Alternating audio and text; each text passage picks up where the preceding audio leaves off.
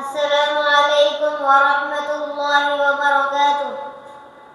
সম্মানিত শিক্ষকবৃন্দ, অভিভাবকগণ এবং আমার প্রিয় সহপাঠীরা, আমি অতি বিনয়ের সাথে আজকের শুভ অনুষ্ঠানে উপস্থিত হয়ে কিছু কথা বলার সুযোগ পেয়ে নিজেকে অত্যন্ত সৌভাগ্যবান মনে করছি।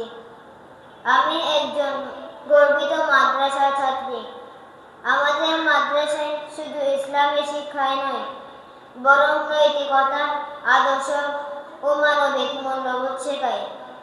এখানে আমরা কোরআন, হাদিস, দোয়া ও মাসায়েল পাশাপাশি সাধারণ শিক্ষাও অর্জন করি, যা আমাদের পরিপূর্ণ মানুষ হিসেবে গড়ে তোলে। আমাদের সম্মানিত শিক্ষকগণ শুধু পাঠদানে সীমাবদ্ধ নন, তারা আমাদের জীবন গঠনের দিশারি। তারা আন্তরিকভাবে আমাদের শিক্ষা দেন, দোয়া করেন, আমাদের ভুল ত্রুটি সংশোধন করেন, আমাদের পরিবেশ ও খাওয়া দাওয়ার প্রতি বিশেষ যত্নবান। এজন্য আমরা তাদের প্রতি কৃতজ্ঞ।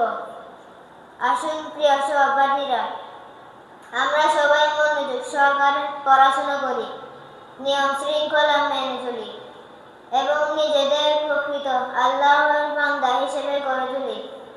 আল্লাহ যেন আমাদের দিন ও দুনিয়ার সফলতা দান করেন। এই দোয়ার মাধ্যমে আমি আমার বক্তব্য শেষ করছি। আসসালামু আলাইকুম ওয়া রাহমাতুল্লাহি ওয়া বারাকাতুহু।